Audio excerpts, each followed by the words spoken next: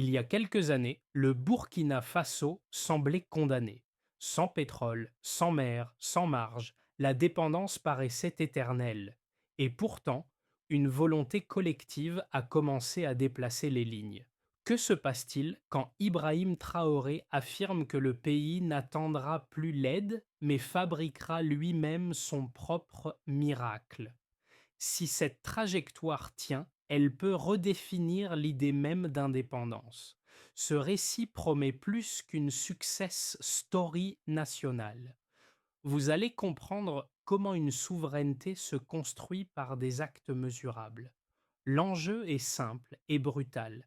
Un pays pauvre peut-il sortir du cycle de dépendance sans se briser en route? Le Burkina Faso mise sur une idée exigeante, transformer localement, produire localement et relier ses marchés sans attendre des solutions venues d'ailleurs. Mais chaque avancée ouvre aussi une zone de risque. Il y a le coût financier des infrastructures. Il y a la gestion, la transparence, la capacité à tenir dans la durée. Il y a la pression de forces extérieures qui préfèrent mais un partenaire docile à un État autonome. Et il y a le danger interne. Croire que l'élan suffit alors qu'il faut une organisation, des compétences et des compromis. Ce qui se joue, ce n'est pas seulement l'avenir d'un gouvernement, c'est la crédibilité d'un modèle, l'autosuffisance comme chemin, pas comme slogan. Si la trajectoire réussit, elle peut inspirer d'autres nations africaines. Si elle échoue, elle peut rendre la souveraineté plus suspecte, plus fragile, plus difficile à défendre. Plus de 150 villages ont été raccordés à l'électricité grâce à des projets solaires. Et dans le même mouvement, une usine de tomates financée à hauteur de 8 millions de dollars est devenue un symbole de transformation locale. Le point de départ n'a rien d'un conte. Le Burkina Faso est souvent décrit comme un pays enclavé, sans mer, sans pétrole, exposé à la pauvreté et à la dépendance alimentaire. Dans ce décor, la souveraineté n'est pas une posture, c'est une urgence. Ibrahim Traoré arrive dans cette séquence comme un accélérateur, pas comme un sauveur. Il ne promet pas une utopie, il pousse une idée simple, presque austère. L'indépendance se fabrique, elle ne se reçoit pas. Cette approche commence par des gestes concrets, visibles, vérifiables. Sur le terrain agricole, un problème ancien se répétait. Des tomates produites localement finissaient souvent perdues, faute de circuits et de capacité de transformation. Pendant ce temps, les mêmes tomates pouvaient être exportées, traitées ailleurs, puis revenir sous forme de conserves chères. La Red Gold Factory intervient précisément là, casser la mécanique de valeur qui fuit et la retenir à l'intérieur. Dans l'énergie, la logique est similaire. L'accès à l'électricité change tout, mais surtout dans les zones rurales. Il ne s'agit pas seulement d'éclairer des maisons. Il s'agit de rendre possible le stockage alimentaire, l'étude le soir, la continuité des soins dans les centres de santé. L'électricité devient une infrastructure de dignité parce qu'elle réduit l'isolement et augmente la capacité d'agir. C'est là que se referme la première curiosité ouverte. Le miracle évoqué n'est pas surnaturel. Il est construit pièce par pièce dans des projets qui transforment la vie quotidienne. Reste une question plus dangereuse. Cette vitesse peut-elle tenir sans fracture quand les contraintes financières, politiques et sociales s'accumulent? Dans cette histoire, les personnages décisifs ne sont pas seulement les dirigeants ou les ministres. Ce sont aussi les agriculteurs qui ont cessé de vendre à perte, les ouvriers qui ont trouvé un salaire régulier, les familles rurales qui ont découvert qu'une soirée pouvait enfin être éclairée sans dépendre d'un générateur rare. Le guide ici n'est pas un héros unique, c'est une trajectoire collective rendue lisible par des projets ciblés. Prenons l'usine de transformation de tomates. Avant, la production locale existait, mais la valeur s'échappait. Les tomates pourrissaient, parfois faute d'acheteurs au bon prix. Elles pouvaient aussi partir loin, être transformés ailleurs, puis revenir sous forme de conserve vendue trop cher. La Red Gold Factory inverse ce flux. Elle transforme sur place, crée des emplois directs, stabilise des contrats et redonne aux cultivateurs une négociation plus digne. Le bénéfice n'est pas seulement économique, il est psychologique. Voir son produit devenir un bien reconnu change la manière dont une communauté se perçoit. Puis, il y a l'électricité solaire. Dans un village raccordé, une école peut prolonger l'étude après le coucher du soleil. Un petit commerce peut conserver plus longtemps des denrées. Un centre de santé peut maintenir certains services sans interruption. Ce sont des détails, mais ce sont précisément ces détails qui font basculer la vie quotidienne parce qu'ils réduisent la fatigue, l'isolement et la vulnérabilité. Ibrahim Traoré apparaît alors comme le moteur politique qui relie ces scènes dispersées en une direction cohérente. Produire, transformer, relier. Et l'impact précoce est de là. Le pays n'attend plus une solution, il la fabrique. Ce qui compte maintenant, c'est ceci. La dignité devient un indicateur concret. Tout commence par une rupture mentale. Cesser de considérer l'aide extérieure comme horizon naturel. Ibrahim Traoré transforme cette rupture en séquence d'action avec une logique de déclenchement, de montée en intensité, puis de répercussions qui s'étendent bien au-delà d'un seul secteur. Pour commencer, le premier déclencheur est économique autant que symbolique. Dans l'agriculture, le problème n'est pas l'absence de production, mais l'absence de maîtrise de la valeur. Les tomates existent, mais elles ne deviennent pas richesse locale. Elles se perdent ou elles partent, puis reviennent sous forme de produits finis. La création de la Red Gold Factory agit comme un couperet. La transformation doit se faire sur place. Ce geste est petit à l'échelle d'un État, mais gigantesque à l'échelle d'une chaîne de valeur. Il dit: la souveraineté commence là où l'on arrête d'exporter la pauvreté et d'importer la valeur. Dans le même temps, l'infrastructure devient une obsession stratégique. Une nation enclavée ne peut pas dépendre de routes fragiles et de coûts logistiques étouffants. La décision de lancer une autoroute reliant le Burkina Faso à la Côte d'Ivoire n'est pas seulement une opération de transport.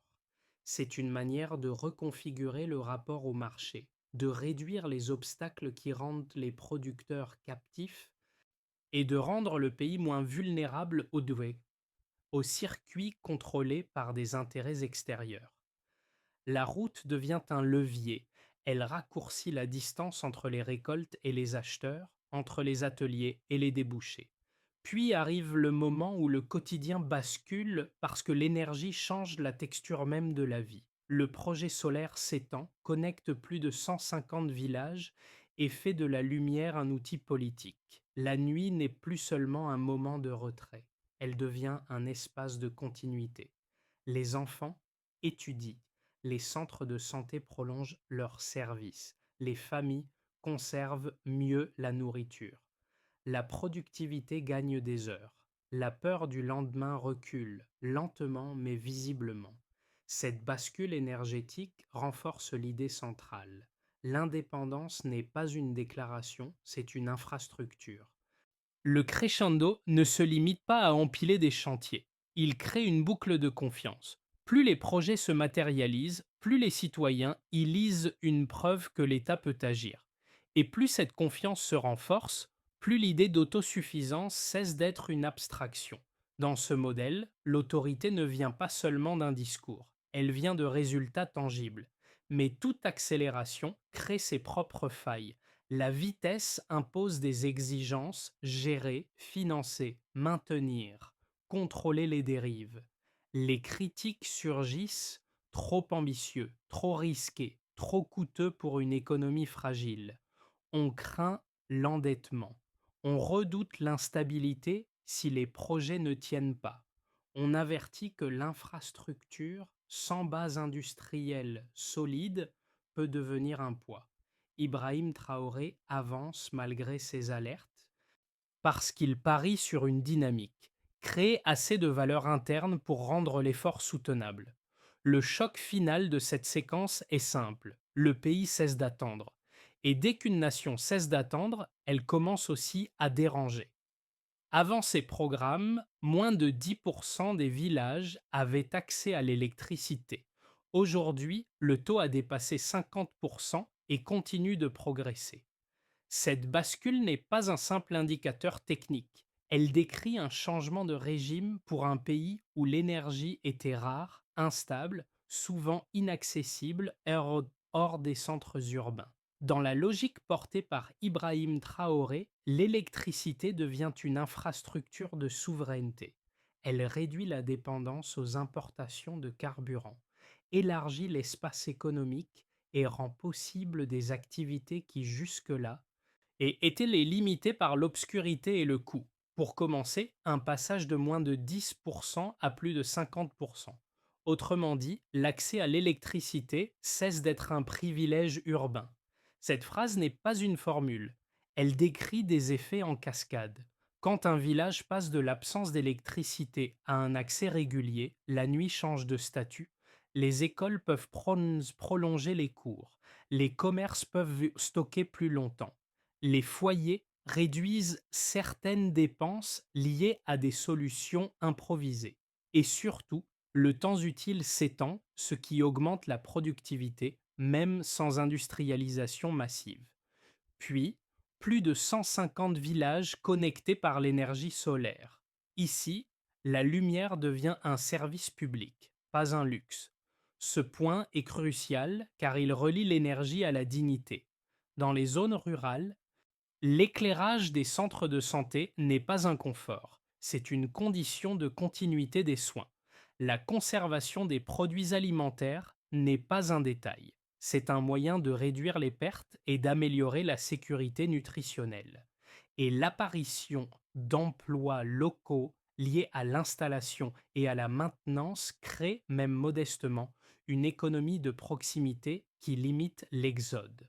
Et enfin, 8 millions de dollars pour l'usine de tomates. Cette somme est présentée comme un financement modeste, mais elle agit comme un test de méthode. Avant l'usine, les producteurs avaient un problème récurrent. Ils cultivaient, mais ne maîtrisaient ni la transformation ni les prix. Les tomates pouvaient être sous-payées, perdues ou exportées pour être transformées ailleurs, puis revendues cher. La Red Gold Factory inverse cette mécanique. Elle ne remplace pas l'agriculture. Elle lui donne une seconde étape, celle qui crée la marge, l'emploi et la reconnaissance du produit. Dans le texte source, cette transformation agricole est associée à des résultats sociaux, création d'emplois directs, revenus plus stables et regain de dignité chez les agriculteurs. L'intérêt, ici, n'est pas de glorifier une usine, c'est de montrer comment une chaîne de valeur, même simple, peut modifier un rapport de force. Lorsque la transformation se fait sur place, le pays vend davantage qu'une matière première. Il vend une capacité. Ces trois nombres dessinent une cohérence. Énergie, agriculture, puis infrastructure de connexion au marché. Ibrahim Traoré se sert de cette cohérence comme d'une preuve politique. L'indépendance n'est pas une idée abstraite. C'est un ensemble d'indicateurs qui bougent. Mais la lecture quantitative ne suffit pas. Elle ouvre la question qui suivait depuis le début. À quel prix et face à quelles objections ce modèle peut-il tenir dans la durée? Il faut prendre au sérieux les critiques parce qu'elles ne viennent pas toutes d'un réflexe hostile. Elles viennent parfois d'une lecture prudente. Un pays aux ressources limitées peut-il soutenir une telle ambition sans créer une fragilité plus grande que celle qu'il voulait combattre? Le premier argument évoque le risque d'endettement et de dépendance déguisée. L'idée est simple: multiplier les projets d'infrastructure, d'énergie et de transformation industrielle coûte cher. Si ces projets ne génèrent pas assez vite de revenus, l'État peut être forcé de recourir à des financements externes, et parfois sous condition. Dans ce scénario, la souveraineté affichée se transforme en dépendance déplacée. on ne dépend plus de l'aide directe, mais d'institutions financières et de dettes qui imposent à terme des compromis douloureux. La critique dit: un modèle trop ambitieux peut produire une instabilité économique, surtout si la base industrielle reste fragile et si les recettes fiscales ne suivent pas. Le deuxième argument souligne que la vitesse peut dépasser la capacité de gouvernance. Même un bon projet peut échouer s'il n'est pas maintenu, contrôlé et administré avec rigueur. Les opposants craignent des dérives de gestion, des problèmes de financement, des décisions précipitées ou des promesses trop rapidement converties en chantier. Dans cette lecture, la transformation peut devenir inégale. Des secteurs avancent, d'autres stagnent et la frustration sociale peut réapparaître. La critique n'attaque pas seulement l'idée d'autosuffisance, elle interroge la durabilité, la transparence et la capacité à tenir un cap dans un environnement politique exposé.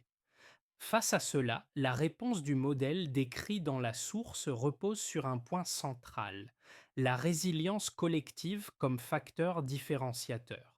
L'argument n'est pas romantique, il est stratégique. Il dit: le pays ne cherche pas une solution à court terme, mais une architecture de durabilité fondée sur l'énergie solaire, l'agriculture locale, les routes commerciales et l'apparition d'industries de proximité. Dans cette logique, les projets ne sont pas des rêves, ce sont des leviers qui réduisent progressivement la dépendance. Le texte insiste aussi sur un basculement culturel. Les citoyens ne sont plus uniquement des bénéficiaires, mais des acteurs. Cette transition est présentée comme un moteur de stabilité parce qu'elle crée une appropriation interne du développement. Une économie numérique émergente permettrait même à des petites entreprises de vendre à l'international, réduisant l'emprise d'intermédiaires extérieurs. Autrement dit, la souveraineté ne serait pas seulement une politique publique, mais une pratique économique diffusée. La tension réelle se situe donc ici. Les critiques mettent en garde contre le coût et la fragilité. La défense répond par la cohérence des chantiers et l'énergie sociale qui les soutient. Ibrahim Traoré se tient au milieu de cette tension parce que son pari n'est pas seulement économique. Il est politique. Convaincre qu'un pays peut s'élever sans permission et prouver que la vitesse n'écrase pas la solidité. Tout bascule sur un détail. Ce n'est pas l'autoroute, ni même l'usine qui change le plus le récit. C'est la manière dont ces projets réécrivent la relation entre le peuple et l'idée d'avenir. Jusqu'ici, l'indépendance pouvait sembler une formule politique. À ce moment précis, elle devient une expérience quotidienne. Produire, transformer, éclairer, connecter. Le basculement, c'est aussi une inversion du symbole. La tomate, produit banal, devient un marqueur de souveraineté parce qu'elle n'est plus seulement cultivée, elle est valorisée sur place. La lumière solaire, elle, n'est plus un signe de modernité importée. Elle devient un service construit à partir de choix locaux. Quand ces deux symboles s'installent, le discours cesse d'être fragile, il prend racine dans des preuves visibles. Ibrahim Traoré s'appuie sur cette dynamique pour déplacer le centre de gravité. L'État ne se définit plus par ce qu'il reçoit, mais par ce qu'il fabrique. Et ce déplacement entraîne une conséquence immédiate. Le modèle cesse d'être une exception nationale et commence à ressembler à une proposition pour d'autres pays. C'est là que l'histoire change d'échelle. La souveraineté devient contagieuse.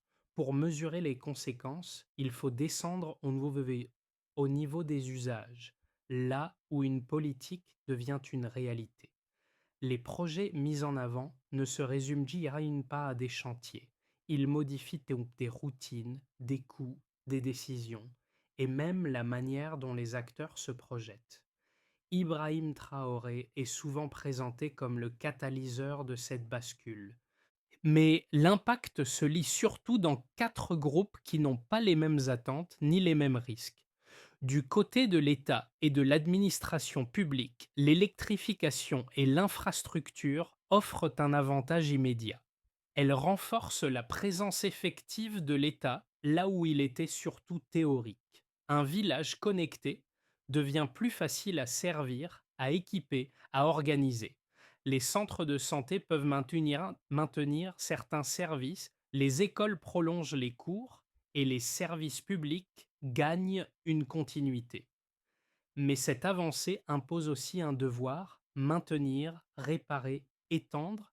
Chaque kilomètre de route, chaque installation solaire crée une responsabilité de gestion qui ne disparaît pas après l'inauguration.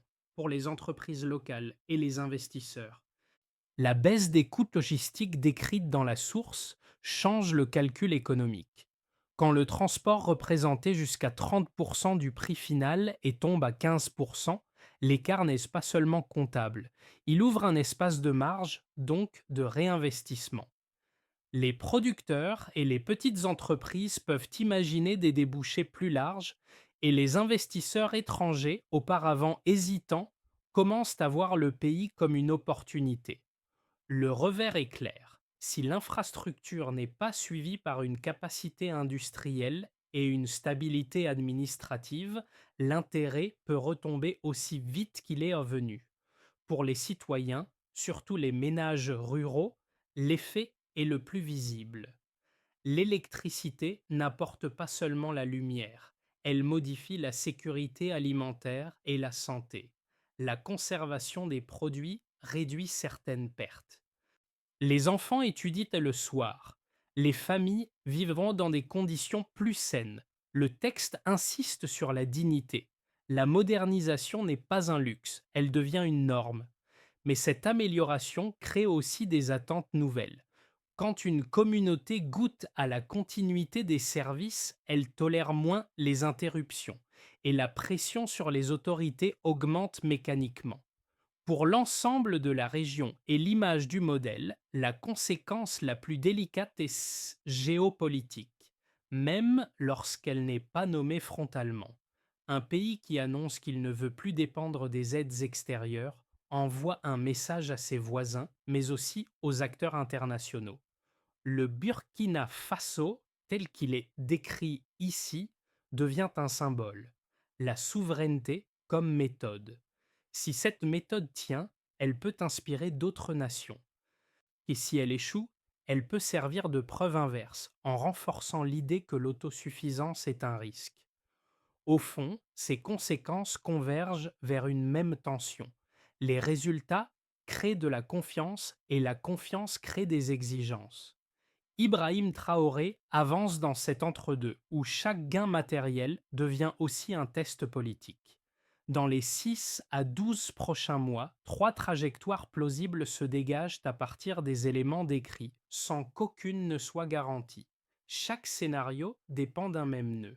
La capacité à maintenir la vitesse tout en consolidant la gouvernance, le financement et la confiance sociale. Dans une trajectoire plus probable, le pays poursuit l'extension de l'électrification solaire et stabilise les gains agricoles par la transformation locale. Les routes commerciales, notamment le lien stratégique vers la Côte d'Ivoire, continuent de réduire les coûts et d'élargir les marchés. Dans cette version, la dynamique reste positive, mais elle avance par paliers. Les résultats s'accumulent, les emplois se stabilisent, et l'État apprend à gérer l'entretien et la maintenance. La souveraineté devient moins un slogan qu'un ensemble d'habitudes administratives. Le risque principal demeure la fatigue organisationnelle. L'exécution ralentit si les capacités techniques et la coordination ne suivent pas. Dans une trajectoire plus favorable, les projets énergétiques gagnent en couverture, les chaînes de valeur agricole se multiplient et l'économie numérique commence à diffuser vers les petites entreprises. Le pays attire davantage d'investissements, et parce que l'infrastructure et la visibilité des résultats réduisent la perception de risque. Dans cette lecture, la transformation dépasse le cadre national. Elle devient une référence. Ibrahim Traoré s'inscrit alors dans une figure panafricaine, non par rhétorique, mais par la contagion d'un modèle fondé sur l'action. L'enjeu ici est d'éviter une croissance déséquilibrée. L'élan doit être accompagné par l'éducation, la santé et des compétences locales, sinon la prospérité devient inégale. Dans une trajectoire plus difficile, des tensions internes, des difficultés économiques ou une instabilité politique freinent l'exécution. Certains projets deviennent plus fragiles parce qu'ils exigent une maintenance régulière, un financement stable et une capacité de gestion constante. Si les résultats tardent ou se dégradent, la confiance peut se fissurer et les critiques sur l'endettement et la durabilité gagnent en force.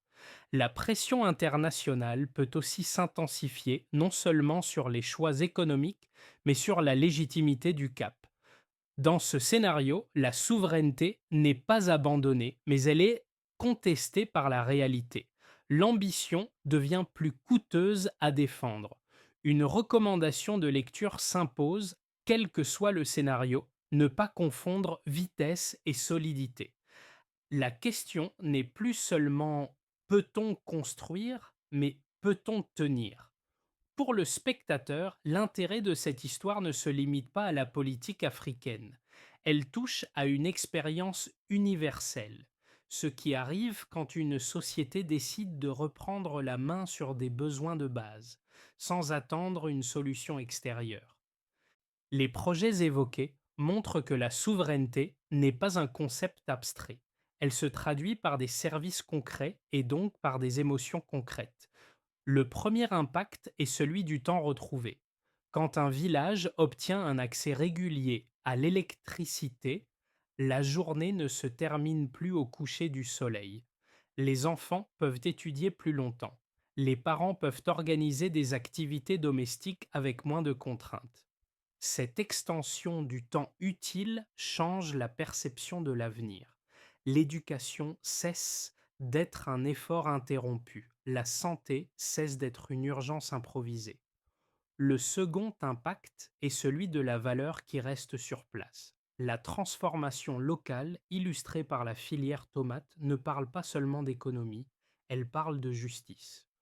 Elle montre comment un produit banal peut devenir un signe de respect, parce que le travail n'est de plus réduit à une matière première vendue au rabais. Pour un public extérieur, cette logique résonne avec une question simple. Qui capture la valeur de ce que l'on produit et à quel prix? Le troisième impact est celui de la confiance. Chaque projet achevé alimente une croyance. Il est possible d'agir. Et cette croyance, dans n'importe quel pays, est l'une des ressources sociales les plus rares. Elle protège contre la résignation. Elle donne un langage commun aux citoyens même quand ils ne partagent pas les mêmes intérêts. Une manière d'en tirer quelque chose, même à distance, consiste à observer trois repères: l'accès à l'énergie, la transformation locale et la capacité à relier les marchés. Ces repères, appliqués ailleurs, deviennent des questions pratiques, pas des slogans. Pour que la trajectoire décrite continue sans se diluer, une logique de feuille de route apparaît naturellement à partir des éléments du texte. Consolider l'énergie, verrouiller la transformation locale, puis élargir les capacités humaines et institutionnelles qui rendent ces gains durables. L'enjeu n'est pas d'ajouter des projets sans fin, mais d'empêcher que les premiers succès deviennent fragiles faute de maintenance, de gouvernance et de compétences.